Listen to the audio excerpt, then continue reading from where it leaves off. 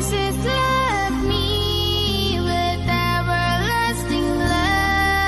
கர்த்தருடைய பரிசுத்தமுள்ள நாமத்துக்கு மகிமை உண்டாவதாக. அன்பானவர்களே, கடந்த வாரத்தை கூட நாம் பார்க்கும் பொழுது நாம் பரிசுத்தாவினை பெற்றிருக்கிறோமா இல்லையா என்பதை குறித்து நாம் தியானித்திருந்தோம். அதே போல் இந்த வாரம் கூட நம்ம என்னத்தை தியானிக்க இருக்கிறோம் என்று பார்த்தோன்னா நாம் பரிசுத்தாவினை பெற்றதுக்கு அடையாளம் என்னவென்று பார்க்க இருக்கிறோம். ஏன் அப்படின்ட்டு பார்க்கும்பொழுது ஏன்னா ஒரு சிலர்களோட நம்பிக்கை என்னவாக இருக்கிறது என்று பார்த்தா நம்ம பரிசுத்தாவினை நம்ம பெற்றிருக்கிறோன்னா, ஸோ அப்போ நம்ம ஒரு பரவச நிலையை அடைந்தவர்களாக இருக்கணும். இல்லைன்னா எகிரி குதிக்கணும். இந்த சவுண்டாக மியூசிக் ஃபாஸ்ட்டாக இது பண்ணும்பொழுது அப்போது நம்மளே உணர்ச்சி வசப்பட்டு நம்மளே கண்ட்ரோல் இல்லாமல் எதனா பண்ணுகிற காரியங்களாக இருக்கட்டும். இன்னும் முக்கியமாக பார்த்தோன்னா இந்த அந்நிய பாஷையை பேசினா மாத்திரம்தான் நம்ம அதுதான் முக்கியமாக பரிசுத்தாவியானவர் பெற்றதுக்கான அடையாளம் என்று ஒரு சிலர்கள் நினைத்து கொண்டிருக்கிற மூட நம்பிக்கைகள் இருக்கிறார்கள் அன்பானவர்களே. ஆனால் வசனம் என்ன சொல்லுகிறது என்று பார்த்தோன்னா யோவான் எழுதின சுவிசேஷ புஸ்தகம் 14ஆம் அதிகாரம் 26ஆம் வசனத்தை நம்ம பார்க்க முடியாது. என்ன சொல்லப்படுறது என்று பார்த்தோன்னா என் நாமத்தினாலே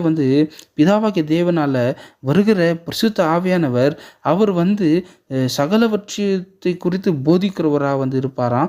போதிக்கிறது மாத்திரம் இல்லாமல் ஆண்டவர் இயேசு கிறிஸ்து சொன்ன எல்லா வார்த்தைகளும் அவர் என்ன பண்ணுவார் என்று பார்த்தோன்னா நினைப்பூற்றுவார் என்று வசனத்தில் சொல்லப்பட்டிருக்கிறது அன்பான. அதாவது பரிசுத்த ஆவியானவரை நம்மளுக்குள்ளே வரும்பொழுது ஆண்டவர் இயேசு கிறிஸ்து சொல்லுகிற ஒரு முக்கியமான வார்த்தையாக இருக்குது. அவர் கூட இங்கே அந்நிய பாஷை குறித்து எதுவுமே சொல்லலை. அவர் என்ன சொல்லுகிறார் என்று பார்த்தோன்னா அவர் உங்களுக்குள்ளே வரும்போது சகலவற்றையும் குறித்து நம்மளுக்கு போதிக்கிறவராக இருப்பார் என்று சொல்லப்பட்டிருக்கிறது.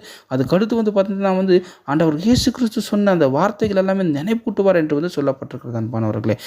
அதுக்கடுத்து பார்த்தோன்னா என்ன சொல்லப்பட்டிருக்கிறது என்று அதுக்கடுத்து அப்போஸ்தலர் நடபடிகள் 1ஆம் அதிகாரம் 8ஆம் வசனத்தை பார்க்க முடியும். அங்கே என்ன சொல்லப்பட்டிருக்கிறது என்று பார்த்தோன்னா பரிசுத்த ஆவியானவர் உங்களுக்குள் வரும்பொழுது நீங்களோ பலனடைந்து யூதாவிலும் எருசலேமிலும் சமரியாவிலும் உலக கடைசி பரியந்திலும் எனக்கு சாட்சியுள்ளவராக இருப்பீர்கள் என்று இந்த வசனத்தை சொல்லப்பட்டிருக்கிறது அன்பானவர்கள். அதாவது பரிசுத்த ஆவியானவர் நம்மளுக்குள்ளே வரும்பொழுது நம்ம எப்படி இருப்போம் முதல் பலனடைவோமா, பலனடைந்து உலகம் எங்கிலும் ஆண்டவர் இயேசு கிறிஸ்துக்காக சாட்சி உள்ளவர்களாக இருப்போம் என்று வசனம் சொல்லப்பட்டிருக்கிறது அன்பானவர்களே. அதாவது இந்த வசனம் எங்கே சொல்லப்பட்டிருக்கிறது என்று பார்த்தா ஆண்டவர் இயேசு கிறிஸ்து மரித்து மீண்டும் உயிர் தெழுந்து சீஷர்களோடு கூட இருந்து அதுக்கப்புறம் அவர் பரலோகத்துக்கு எடுத்துக்கொள்ளப்படுவதற்கு முன்பதாக சொல்லப்பட்ட ஒரு முக்கியமான வசனமாக இந்த வசனம் இருக்கிறது. ஸோ இங்கே என்ன சொல்கிறார் என்று பார்த்தோன்னா அதாவது நம்ம சாட்சி உள்ளவர்களாக அவருக்காக இருப்போம் என்று சொல்லப்பட்டிருக்கிறது அன்பானவர்களே. அது சாட்சி உள்ளவர்கள் இருப்போம் என்றால் அதுக்கு அர்த்தம் என்னவென்று பார்த்தோன்னா ஸோ நாம் ஆண்டவராக இயேசு கிறிஸ்துவ நம்மளோட சொந்த ரட்சகராக நாம் எதுக்கு ஏற்றுக்கொண்டு இருக்கிறோம் என்று முதல்ல பார்த்தா நம்மளோட வாழ்க்கை முக்கியமாக மாறணும். நாம் ஆண்டவராக இயேசு கிறிஸ்துவ போல நம்மளோட வாழ்க்கை மாறணும் என்பதுக்காக தான் நம்மளை ஆண்டவர் இயேசு கிறிஸ்து நம்மளை ரட்சித்து இருக்கிறார் அன்பானவர்களே.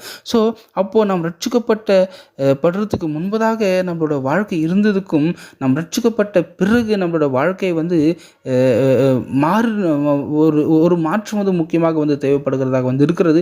அது எப்போ நடக்கும் என்று பார்த்தா பரிசுத்த ஆவியானவர் நம்மளுக்குள்ளே வேலை செய்யும் பொழுது தான் அந்த காரியம் நடக்கிறதாக இருக்கும். ஸோ அப்போது பரிசுத்த ஆவியானவர் நம்மளுக்குள்ளே வந்ததுக்கான முக்கியமான அடையாளம் என்னவென்று பார்த்தோன்னா நம்மளோட வாழ்க்கை மாறி இருக்கும் அன்பானவர்களே.